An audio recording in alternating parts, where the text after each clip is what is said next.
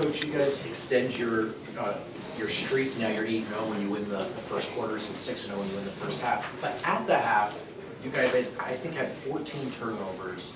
You didn't have a double-digit score. You were shooting well below 30% from three. How did you win that first half? Was this a defensive rebounding effort? Well, we almost gave the first half away because, to your point, we had 14 turnovers for 18 points. And 9 of those 14 turnovers were in that second quarter. We built a 13-point lead. Things were going well. And then we just proceeded to throw the ball all over the gym, which fueled their break, and they took the lead. And we were lucky to be up, I think, 2 at the half. The second half, only 8 turnovers. And you think about it, of the 8, 3 were in the first 2 minutes, and then 2 were really late in the game. So what allowed us to build that lead back was we took care of the ball. And I thought our defense all night long was great, 98 points. James Harden only had 2 free throw attempts. He came in averaging 13 a game against us. That was a really big point of emphasis. We did a better job guarding the three-point line. And we got contributions from a lot of people. I thought our bench was really good tonight. So, but yeah, that was the thing at halftime. I said, fellas, man, why are we beating ourselves? It's not anything they're doing. It's us coming down. They had, I want to say, 12 steals at halftime. Does that sound right for you folks out there? About right, ballpark. And a half? Come on, man, what are we doing? So took care of it, and when we do that, we have a very potent offense. And thought Jamal was really good tonight. Michael Porter had some great plays. Was impressed with his defense. Nikola, but once again, Julian, Peyton off the bench were great tonight. What was the most important difference you noticed against both Harden and Powell after talking about them all week, kind of? I just mentioned it, the free throws. I mean, James Harden, 2 free throws compared to 13. That is a huge difference. And he averages over 7.5 per game, which is 4th in the NBA. So I felt, I thought Jamal set the tone defensively tonight. I thought he was really good defensively. And I love that. It can't be, let me get my jump shot going. Start with your defense. And he set the tone defensively. He was at DPOG.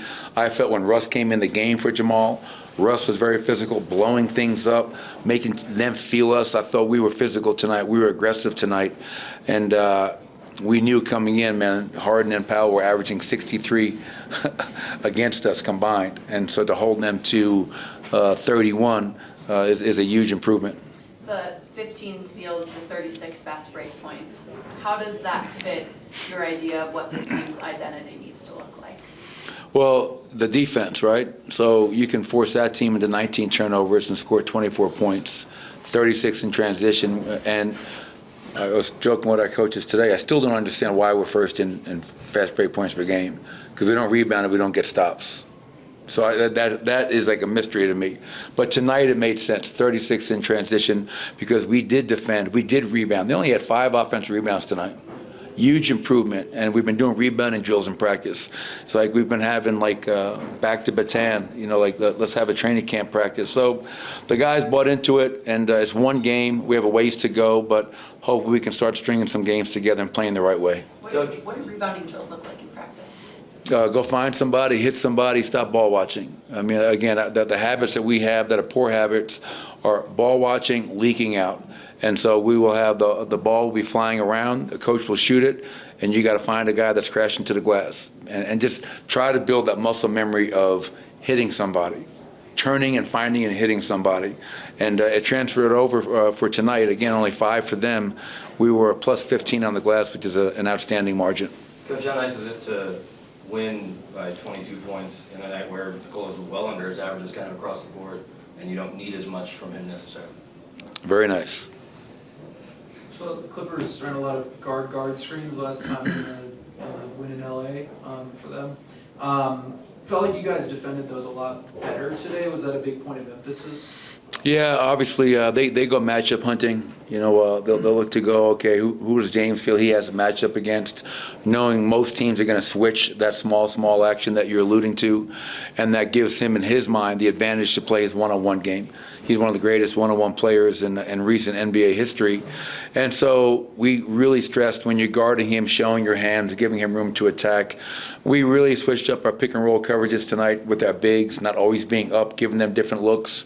We cross-matched at times.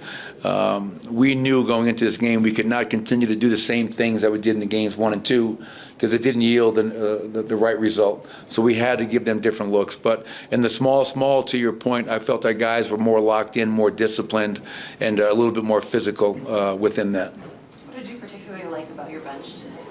Activity, aggression, efficiency. Julian Strother, again, he gets 12 points, 4 rebounds. Peyton Watson, 14 and 5, finished in transition, guarded really well. We used Peyton's size and length to try to chase guys over and rear view pursue, and I thought he did a really nice job of that as well. And obviously, Russ is just an irritant out there. He affects the game in so many ways. He gets under their skin. He causes turnovers, which was also a part of us getting 36 on the break. One more? Wait, For- go ahead. No, we got I don't know. Tie goes to the woman. Katie's got a couple in already. First time holding a team under 100 this season, were you sweating it out at the end? No, I wasn't sweating it out, although it looked like they were easily going to break that because we're just giving up threes after three after three. But, 98 points. It's the first time we held out somebody under 100, which is great. And it's good to win at home. I mean, this is early in the season, but we have not protected our home well enough. That's got to continue to be a point of emphasis. Now we go on the road, obviously SAC, we go to Portland, we go to New Orleans, and we enter a really heavy schedule after this coming week. So, we'll try to be smart in how we approach things. But right now, we turn our attention to Sacramento, and we know we'll have our hands full out there. Katie, you good? Go ahead. No, you're good. Oh, thank you, Katie. Save the Gipper speech for the second half.